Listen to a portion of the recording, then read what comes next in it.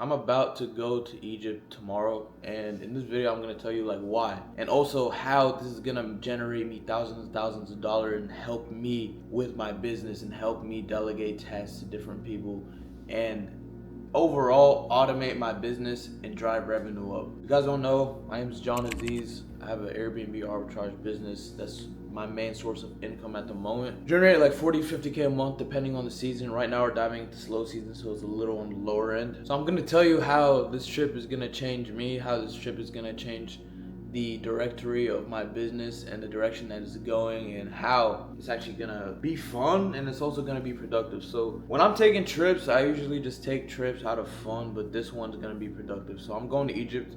I'm gonna hire a virtual assistant. So a little background, a virtual assistant is basically a real life person that works overseas, right?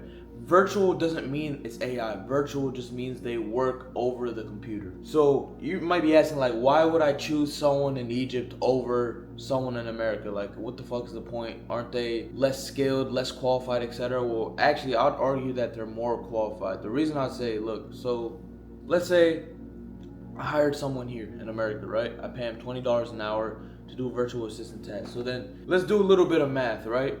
So let's flip the camera, let's do a little bit of math. Sorry, it's a little messy right now. If I was to pay a virtual assistant $20 an hour and I need them to work 40 hours a week, that's $800 a week, right? Times 4, boom, $3,200 a month. That doesn't even include overtime. Let's say it's 60 hours. 60 times 20, then you multiply that by 4, $4,800 a month. That could be potentially paying. Versus a monthly salary in Egypt. This is what I'm gonna pay my virtual assistant right now. $300 a month. And what does this cover? This covers 60 hours a week full time. We mentioned 7 days a week, 12 hours a day. It's 84 hours times 4. It's gonna be working 336 hours a month, right? When we do 300 divided by 336, that's on average 89 cents an hour versus $20 an hour. So that's basically, so I'm gonna be basically paying 1/20th of what I would pay in America. So that's kind of why it's more effective to hire someone overseas. And on top of that, between me and you, people in America, they put in less effort, right? Let's say I'm paying this person $300 a month. Well, me paying them $300 a month is actually a very good wage. It motivates them to do better, and I have incentives. You might be asking, John, are you only choosing to hire someone from Egypt because you're Egyptian? And those of you who don't know, I am Egyptian. And if you don't know, now you know. But no, that's not the only reason. Yes, could I say that is a big part of why I would hire someone from Egypt? Yes, but it's not the main reason. It's not the main attraction. The main reason is because I know in Egypt, they teach people English in their schools. Me having a virtual assistant, they need to know English. They're working for me, they're working for my business, they're working for an American business, right? My business is based in America. They need to know how to speak English. So that's why I'm hiring someone from Egypt, because they're not self-taught. They're taught by the schools in Egypt how to speak English, so that makes it easier on me. I don't have to teach them English. So that's one of the reasons why I'm picking someone from Egypt. Second reason is obviously the skill set, right? People go through college. People have an education. This guy I'm about to hire has an education through college, 4 years. He's 26 years old, about to be 27. I'm 20 years old, hiring a 27-year-old. What does that tell you? Is that he's very skilled. He went through college, completely finished, but now he's looking for other opportunities, and the opportunity will present it to him by me, so now he's going to take it. So what does this mean for my business? I'm going to give you guys some free game. I'm going to tell you exactly what the virtual assistant is going to be taking care of. So we're going to start with guest communication. Guest is going to be answering all questions related to guests. He's going to be making sure that every single guest message is going to be answered within 5 minutes. This is very important in my Airbnb business, because what you need to understand in my Airbnb business, this shit is basically guest servicing, guest satisfaction. And the guest needs to be satisfied for you to get good reviews. It's all about hospitality.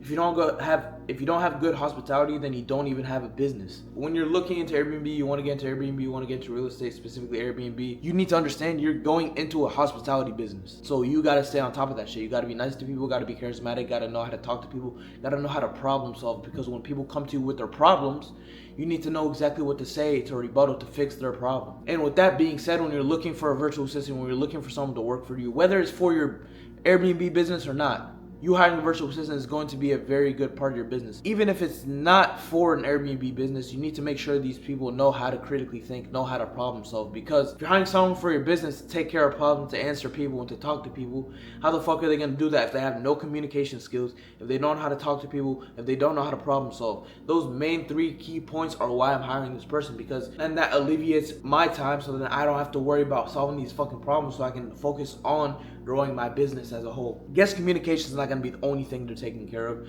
They're going to be managing my pricing. They're going to be making sure my pricing is constantly being updated. They're going to be managing my cleaners, making sure that the communication is clear, making sure that any damages are clear, any damages are reported. Also, with that being said, they're going to be handling damage claims. With damage claims on Airbnb, it's a process, because let's say damages end up happening. Yes, they will get paid, but it's kind of a back and forth in the email between the Airbnb support ambassador and myself.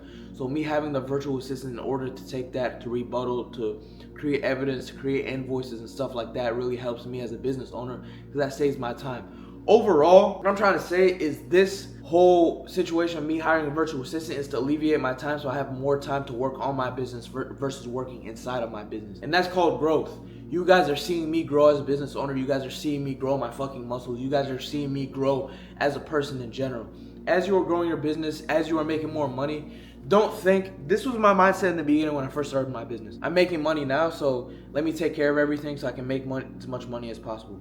No, that was my old mindset. Now, all right, let's say I'm making 10K a month, right? If I'm spending 5K a month outsourcing, paying people to do stuff, that's worth it. Why is that worth it? Because it saves my time. The one thing you cannot get back, and I elaborated on this in multiple videos, the one thing you cannot get back is your fucking time. So if you're saving your time by outsourcing work, whether you're trading time for money, that is a perfect scenario, because then you can have that shit being worked on while you're working on the important tasks. You don't have to worry about the bullshit. You don't have to worry about messaging guests. You don't worry about managing pricing. You don't worry about damage claim. You don't have to worry about watching those goddamn Ring cameras. All you have to worry about is finding new properties, finding new units, and whether that's for your Airbnb business or whatever business it is, your main focus is to generate more revenue. And on the back end, it's taking care of the virtual assistant, the other person doing whatever work that you need to get done for yourself. Something I'm gonna have the virtual assistant take care of is find new leads, email a whole bunch of people from my account, make sure that he's reaching out to buildings, maybe in this state, other states, wherever it is, find leads for me. So then once he turns them into good leads, warm leads, I'm gonna give him a script to go by so that he knows exactly what to say. So then when he brings those warm leads into me, I can complete the job. I can find new units. And when I find new units, then I'll have him make the furniture sheets for me, have him control the stuff in the back, and have him make the orders for me. So then my main focus is, all right, find this person, delegate the task, hire this person, build my furniture, move efficiently.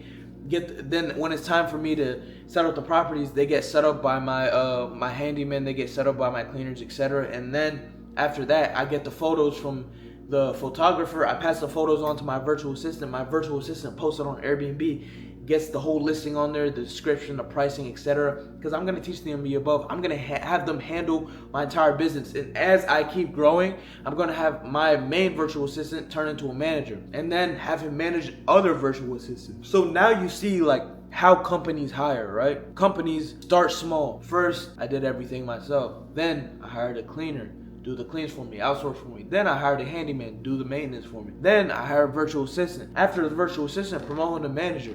Have that manager hire more virtual assistants and have those virtual assistants working on the project themselves. So then the main manager can just manage the virtual assistants to make sure they're doing a good job. So you see kind of how the funnel is and how the sales process is and how money is generated in a business. When your time is managed correctly, when your time is managed efficiently. That's the most important part of business. And to answer your question, the way this is gonna bring me more revenue is obviously because now I'm gonna have more time to focus on my business, to grow my business. So I'm gonna grow it and bring in more properties, more leads, more revenue. And then eventually I can hire out more people as more work comes on, and then I don't have to do any more work. And I think at a certain point, if I grow this business big enough in the US, I'm gonna hire someone from the US and have them take care of the on-ground communication, the on-ground setup, and all of the type of shit, so then I can fully really not even have to lay a finger in the business, so everything can truly just be taken care of and I don't have to worry about shit. My best advice to you, if you have a business, whatever it is, you're thinking about scaling the business, you have some funds coming in, you have some profits coming in, reinvest those profits, whether it's into your knowledge, mentorships, masterclasses, whether it's into hiring someone to work for you in the business to alleviate that stress, to alleviate your time. Those things are really gonna help you keep going. You need to learn to reinvest, because when you're making money, it's nice when you make money, right? But you want to make more money. You're not going to make more money by working in your business. You're going to make more money by working on your business. With that being said, I think I give a lot of free game. Like, I tell you guys a lot of shit